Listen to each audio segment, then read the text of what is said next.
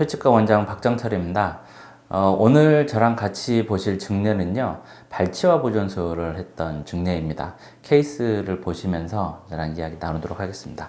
환자분은 약 한 2년 정도 되신 것 같아요. 그때 이제 27번 치아가 완전히 플로팅이 되어 있어서 이제 발치를 하고 임플란트 치료하시는 걸 권해드렸었는데, 이 환자분이 발치하시는 걸 되게 싫어하셔서 아프지만 않게 해달라고 이렇게 말씀하셔서 일단 엔도만 하고 이렇게 사용을 하고 계셨었는데요. 이게 이제 시간이 지나서 환자분이 이가 부러졌다고 이렇게 오셨습니다.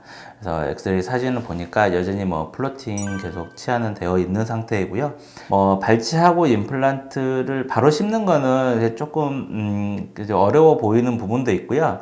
환자분이 연세가 지금 65세 정도 됐는데 여자분이신데 겁도 좀 많고 그러셔서 일단 발치를 하고 발치아 부분을 좀 회복한 다음에 임플란트는 좀 쉽게 심는 방향으로 그렇게 이야기를 드려서 치료를 발치아 보존 후에 임플란트 심는 걸로 계획을 세웠습니다.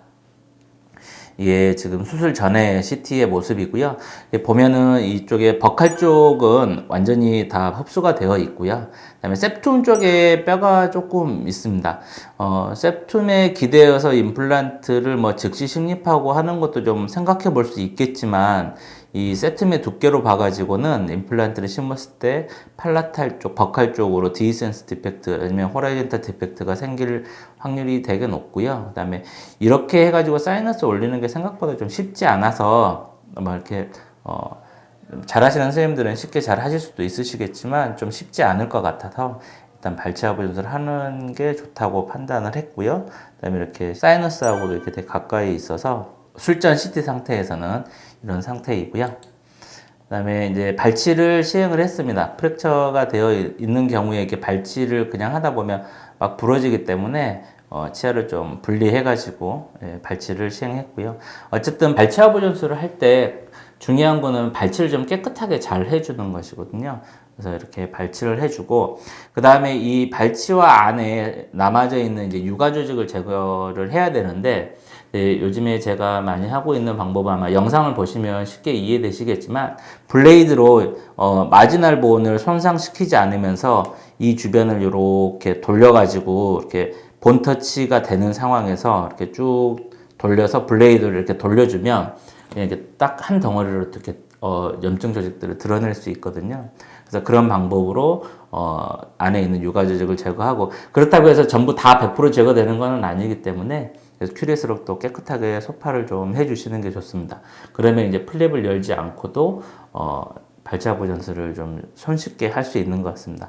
이분 같은 경우는 이쪽에 6번에 그 버코 디스탈 쪽에 인터덴탈 파필라 쪽을 좀 플랩을 조금 열었는데요. 그 이유는 뭐냐면 버칼 쪽에 뼈가 다 흡수가 되어 있기 때문에 이쪽에 이제 뭔가 벽을 세우고 싶은 거죠. 그래서 좀 콜라겐 멤브레인, 좀 스티프한 성질을 갖는 콜라겐 멤브레인을 이쪽에다 끼워 놓고 싶은데 이쪽에 뼈가 좀 튀어나와 있어요. 그래서 멤브레인을 적용하는데 좀 쉽지 않을 것 같아서 그냥 플랩을 이쪽만 살짝 열어주면 멤브레인을 좀 끼워 넣기가 좀 편리하거든요. 그래서 그런 이유 때문에 이쪽만 살짝 플랩을 조금만 열고, 그 다음에 이제 오스미엄 하드 멤브레인을 이쪽으로 적용을 했습니다.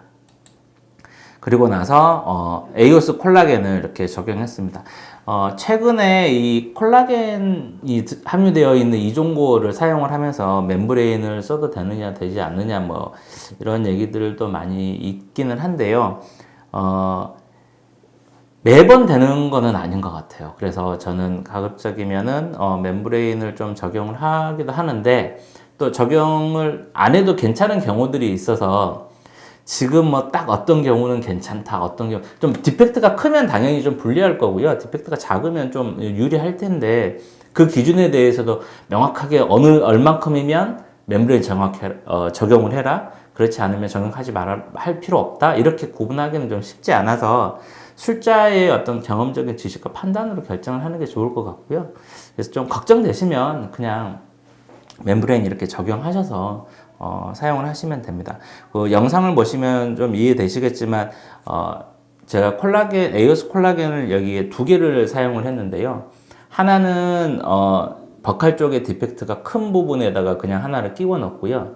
또 하나는 그 에오스 콜라겐을 좀 잘라가지고 팔라탈 쪽은 그래도 팔라탈 월이 좀 남아 있었거든요. 근데 큰 걸 그대로 적용하기가 힘드니까 이걸 이렇게 세로로 잘라가지고 분할해서 이렇게 적용한 영상을 아마 확인하실 수 있을 겁니다. 그래서 에오스 콜라겐을 적용을 할 때 형태에 맞게 내가 좀 이렇게 좀 잘라가지고 이렇게 모양 형태를 좀 조절한 다음에 적용하시는 것도 적용하시는 데 좀 편리한 부분이 되실 수 있다고 생각합니다.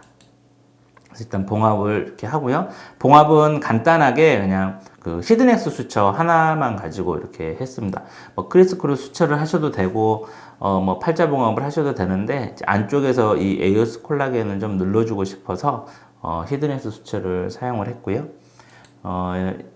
이분은 좀 수술 부위를 되게 걱정을 많이 하시는 분이죠. 굳이 이렇게 코팩 안 하셔도 되는데 환자분 좀 케어하시기 좀 좋으시라고 코팩 이렇게 적용을 했고요. 이건 꼭 하지 않아도 상관은 없는 것 같습니다.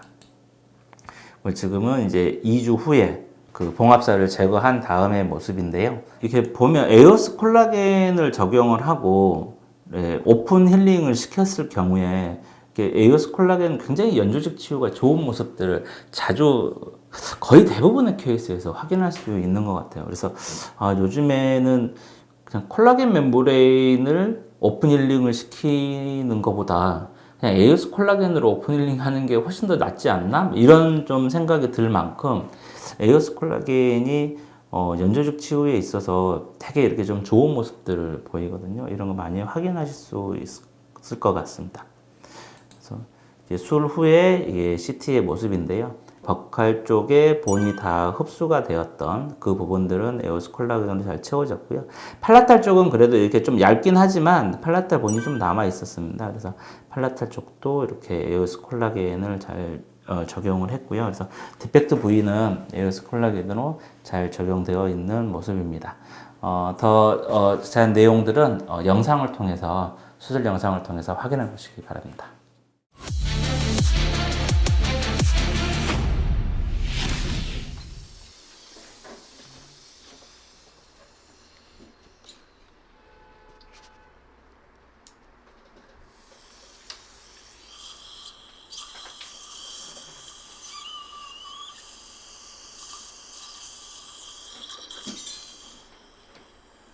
아이 보시고요. 어느 손가?